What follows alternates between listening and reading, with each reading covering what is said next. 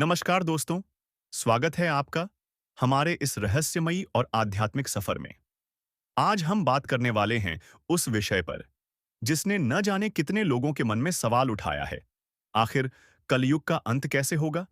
क्या धरती पर सब कुछ नष्ट हो जाएगा? क्या इंसानियत पूरी तरह खत्म हो जाएगी? या फिर कोई दिव्य शक्ति आकर सब कुछ बदल देगी?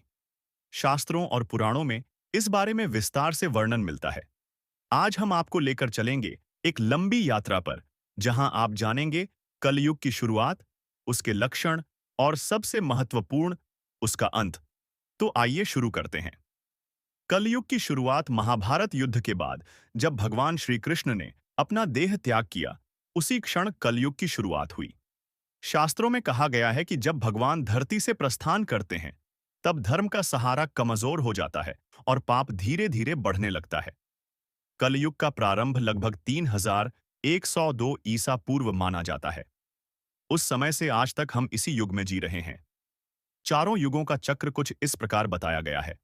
सत्य युग 17,28,000 वर्ष, त्रेता युग 12,96,000 वर्ष, द्वापर युग 8,64,000 वर्ष, कलयुग 4,32,000 वर्ष। कहते हैं अभी कलयुग के केवल लगभग 5,000 साल ही बीते हैं, यानी आगे 4,27,000 साल और बाकी हैं। कलयुग की पहचान श्रीमद् भागवत पुराण और अन्य ग्रंथों में कलयुग के लक्षणों का विस्तार से वर्णन मिलता है।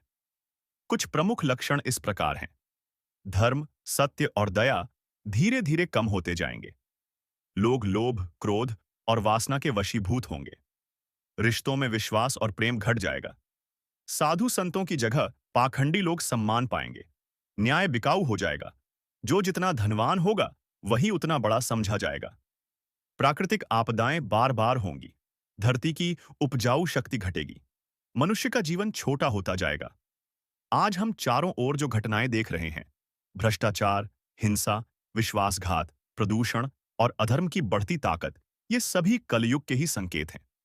मानव जीवन पर कलयुग का प्रभाव, इस युग में लोग धर्म की बजाय भौतिक सुख सुविधाओं पर ज्यादा ध्यान देंगे।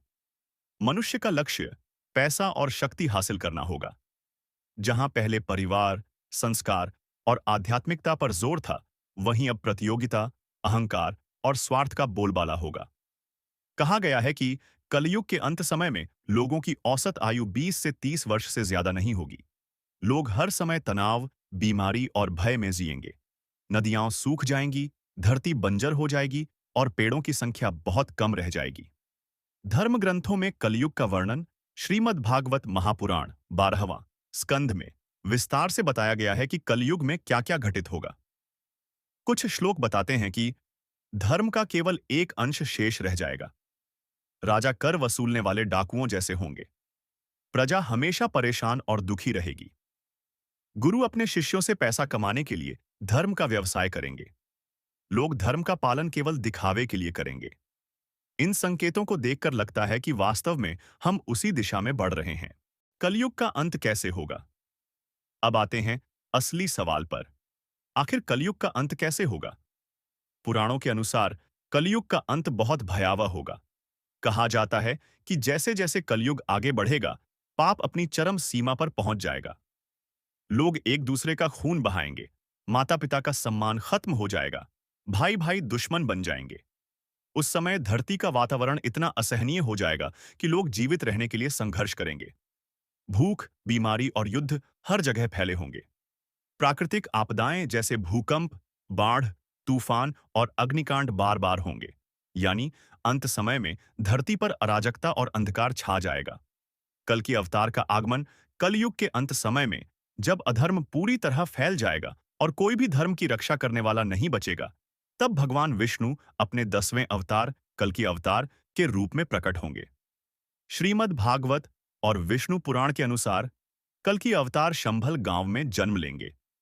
उनका जन्म एक ब्राह्मण परिवार में होगा। उनके पास एक दिव्य घोड़ा और एक चमकती तलवार होगी। वे दुष्टों और अधर्मियों का संहार करेंगे। कल की अवतार का उद्देश्य होगा धरती को पापियों से मुक्त कराना और धर्म की पुनः स्थापना करना।